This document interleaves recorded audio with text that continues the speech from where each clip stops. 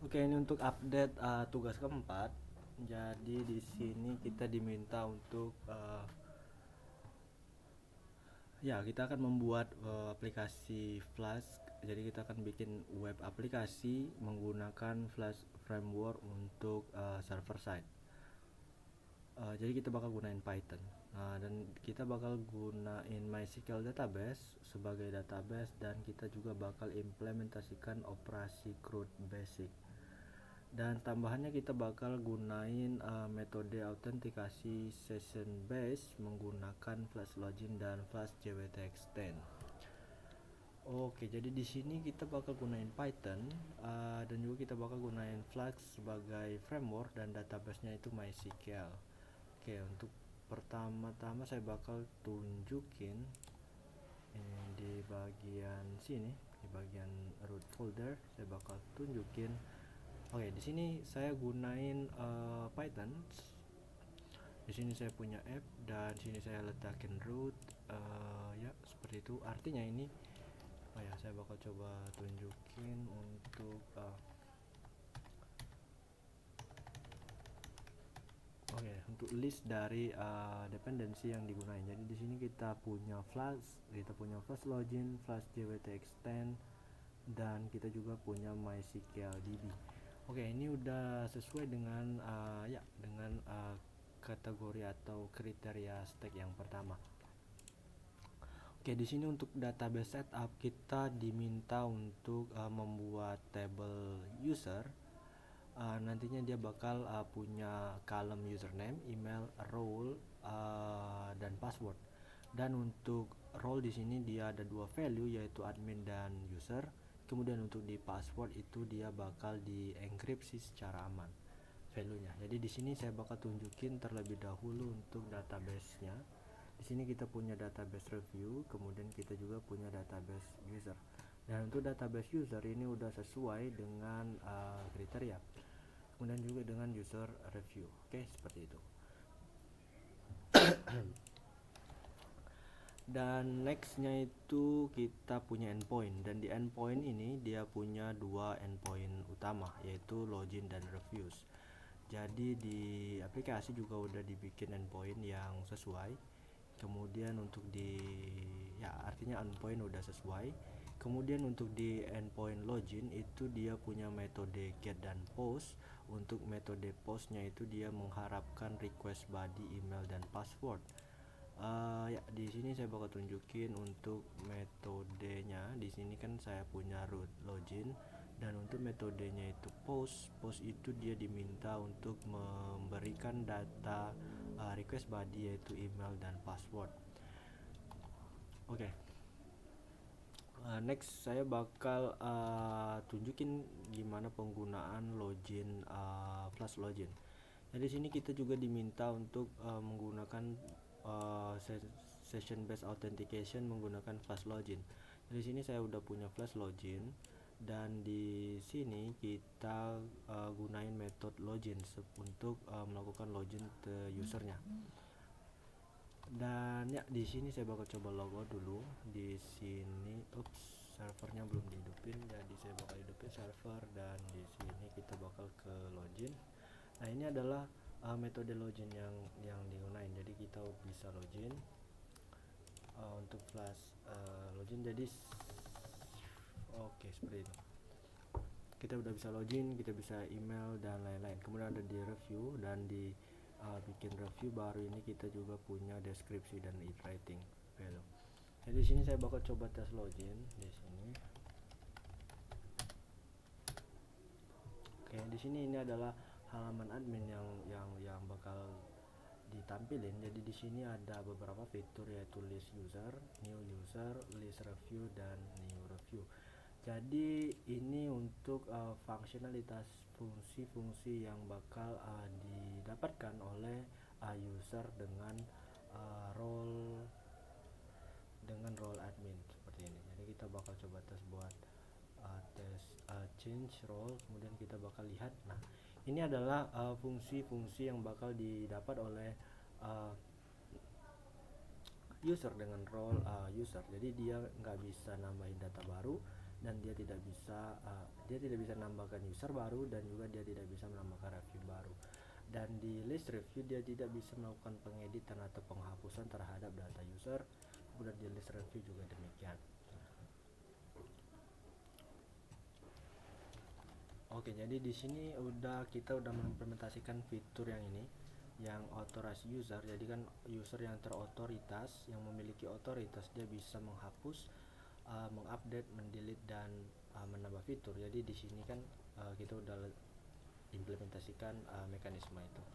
Kemudian di sini diminta untuk user bisa meload list user.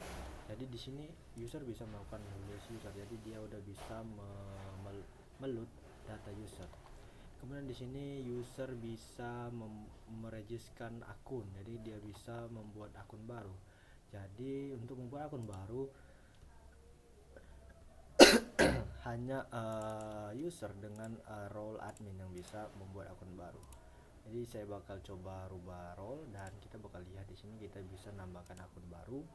Kita bakal coba tes Husen 234 di sini dan passwordnya.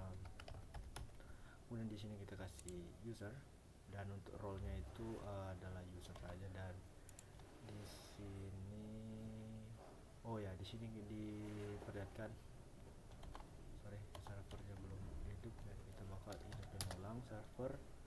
Dan di sini Husen KSP ini, dan ya kita bakal lihat di sini dia muncul user data create successful. Ini dia bakal bikin data baru, dan di sini poin untuk user bisa membuat akun baru itu udah berhasil. Kemudian di sini diminta agar user itu bisa melakukan login dan mengakses additional functionalities. Jadi kita bakal coba login menggunakan user baru yang baru kita bikin. Jadi kita bakal copy untuk emailnya, kemudian kita bakal tes logout dan bakal coba tes buat login.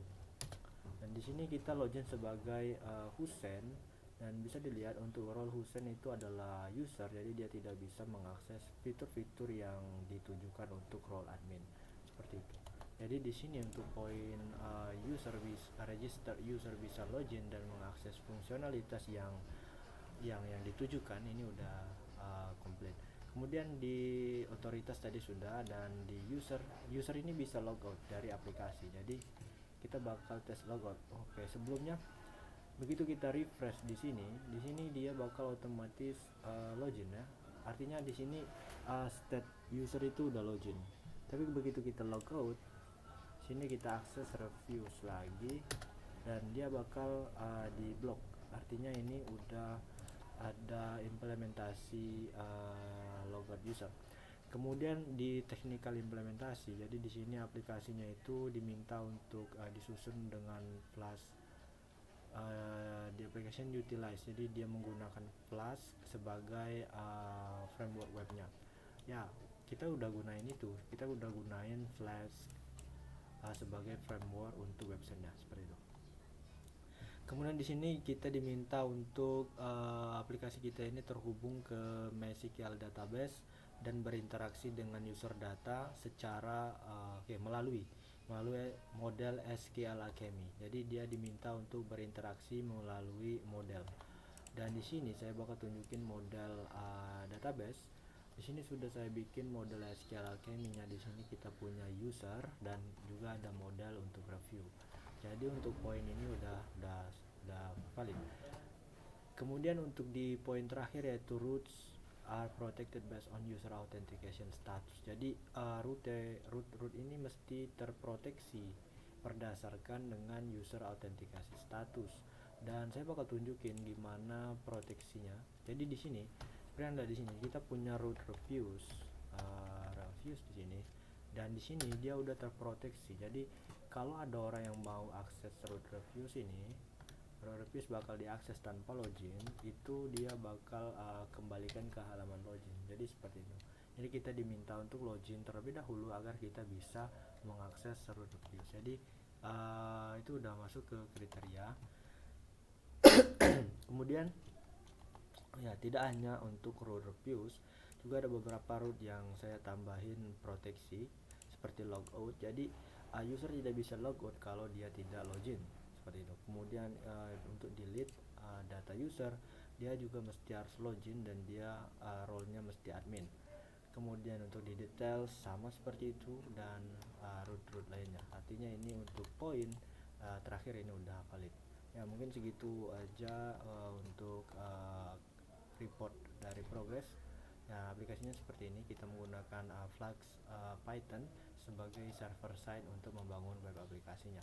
Kemudian kita gunain MySQL database sebagai database, dan kita juga implementasikan Flask login agar kita bisa mengimplementasikan fitur atau mekanisme login. Kemudian kita juga gunain JWT. Jadi kita gunain Flask JWT sebagai sebagai autentikasi proses. Jadi untuk JWT-nya itu seperti ini. Jadi di sini dia diminta untuk meletakkan JWT.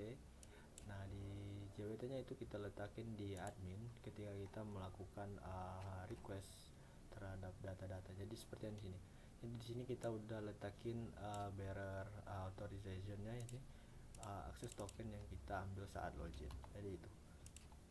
Oke, mungkin segitu aja. Dari sisi UI ini karena di sini tidak ditetapkan standar tertentu, jadi untuk UI-nya ini seperti ini. Jadi dibikin minimalis, asalkan dia udah memiliki fitur-fitur atau mekanisme-mekanisme yang udah sesuai dengan kriteria dari dokumentasi. Oke, mungkin segitu aja untuk update-nya. Terima kasih.